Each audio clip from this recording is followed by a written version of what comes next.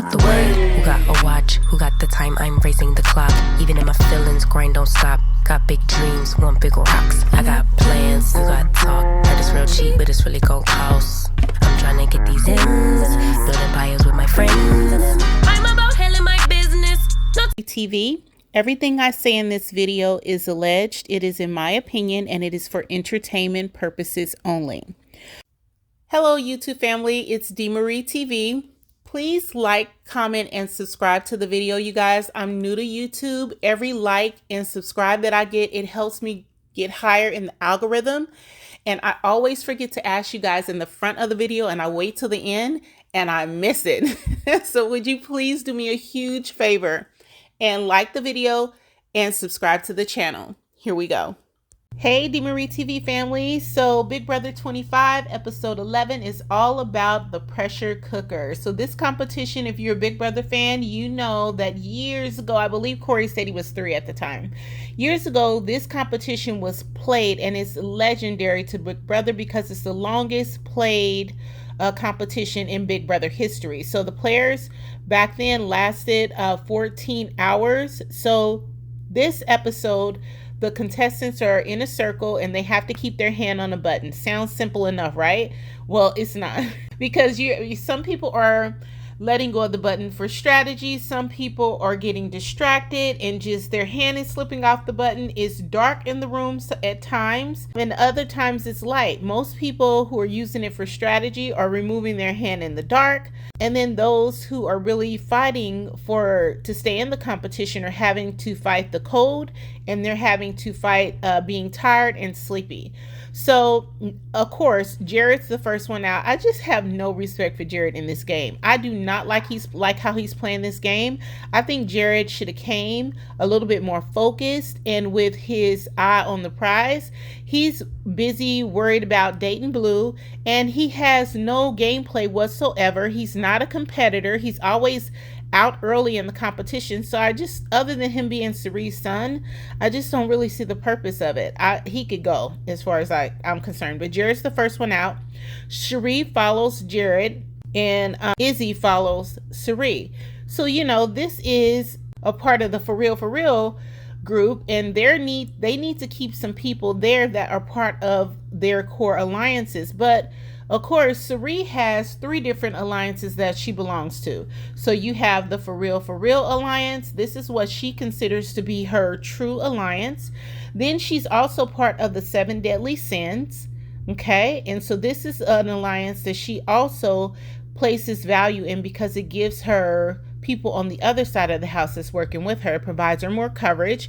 And then you have Legend 25. Now, she's really not, she really doesn't believe this alliance is a fake alliance, but she has this alliance in place to keep Red and Cameron in her inner circle so that they can, always understand what they're doing. But Cameron and Red have their own final 2 agreement, so they're always going to be working together. The next 3 contestants out were Bowie Jane. She drops. Matt drops shortly after her. His drop is purely strategic. Matt is an Olympic athlete. He could have stayed up there a lot longer, but from a strategy standpoint, he didn't feel he needed to. He didn't want to win so as to put a target on his own back, so he drops out in the darkness as a strategic move. And then Red comes out after Matt, and he dropped out because basically he was tired. So the next 3 to go after this was basically because everyone was getting tired. So you had Corey drop out, then Blue dropped out, and then Jag dropped out.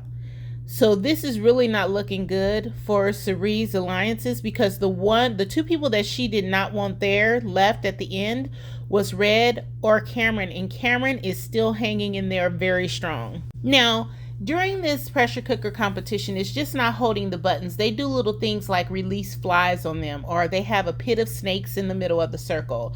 They're also going to be releasing fart gases in there. So they do these things. It's really cold. It's dark. They do this to make the competition more difficult. And the final 3 standing are Mimi, America, and Cameron. Now, America, there was a guest that you played with the Big Brother, a game that the Big Brother fans played, and America lasted holding her hand on a button on the phone as a part of a competition for I think like 40 some odd hours. So America is very skilled at this type of game, and she's understood that this may be something that she can play, and she's prepared to play it, but strategically, she doesn't want to be the next person in line to make a bold move like that. So she's considering strategically if she wants to win this competition or not. So Mimi is the next to drop out, and so you have Cameron and you have America left. Cameron decides he wants to negotiate with America to keep her safe. If she drops and lets him win head of household, he'll go for the next big target, and that keeps the target off of her back, and he'll take the hit for putting someone up on the block and eventually getting them out of the house. Perfect. Falls right in alignment with America's plans. She agrees. Cameron is now the head of household. Now, one thing about the Big Brother house, everyone pays attention to everything. And, you know, Red picked up that Izzy did not look happy when Cameron won. He picked up on it. And it's just a subtle look on the face. But when he picked up on it, he told Cameron. Cameron's focal point this week is Jag, and it's also Blue. He wants to get one of those two out.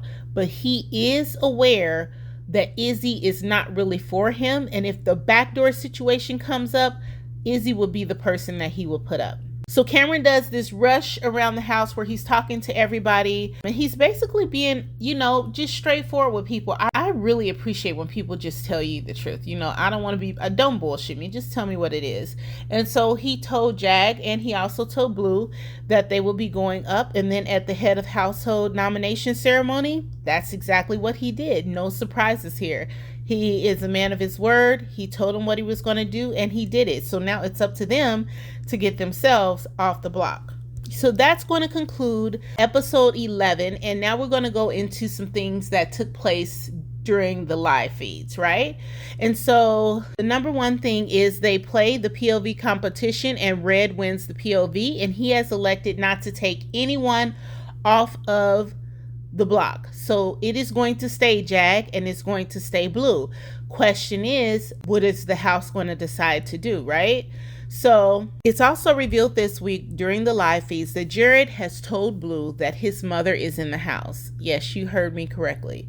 This man told Blue that there's no reason for him to be spilling secrets like this and putting him and his mother at risk. Cirie is playing a magnificent game. People can hate her.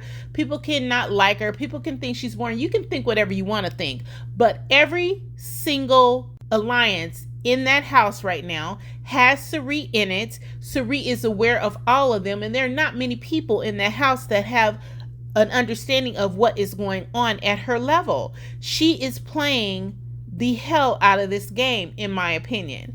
So for him to just be so irresponsible with information, all because you like are feeling this girl in the house over a showman, you're gonna risk what you and your mother came there to do, and that's win the game and win money that can protect and help your family. That's insane to me.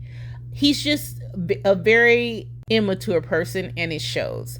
So thank goodness Blue is who she is, and she just automatically assumes his mother is Miss Felicia. You can literally look at Jared and Cirie and see they look alike. So if he says his mother's in the house, would you not just want to like kind of look and see who he looks like?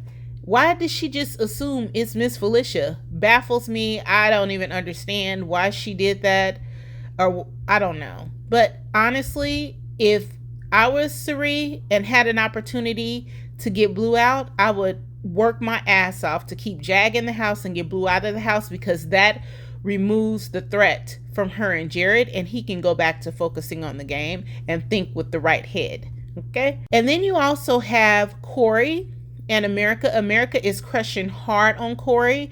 There's actually a scene in the live feeds where they're waking up and there's a pack of condoms in the room. And I don't know what that is, but that's kind of gross just to be smashing on national television, but whatever, you floats they boat. Same thing with Jared. The production team had to tell him and Blue to stop that and literally call Jared out because they were doing something inappropriate under the blanket. I don't know what they were doing, but production literally called him out.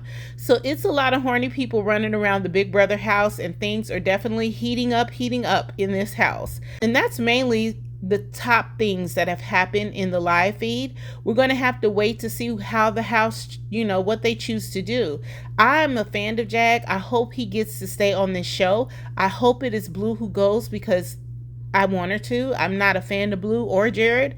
So I hope that she goes. We'll see what they decide, and we'll see kind of what Cirie and her group of people decide to do. But Cameron is a big decision maker in this game as well. He has a lot of influence and he plays. He's very strategic. So we'll see what happens. I'm not sure what's going to happen, but I'm sure it's going to be good for TV. All right, you guys, please like the video, subscribe to the channel, hit that notification bell so you're notified next time I drop a video. Have a good evening. Get out the way. Who got a watch? Who got the time? I'm raising the clock. Even if my feelings grind don't stop. Got big dreams.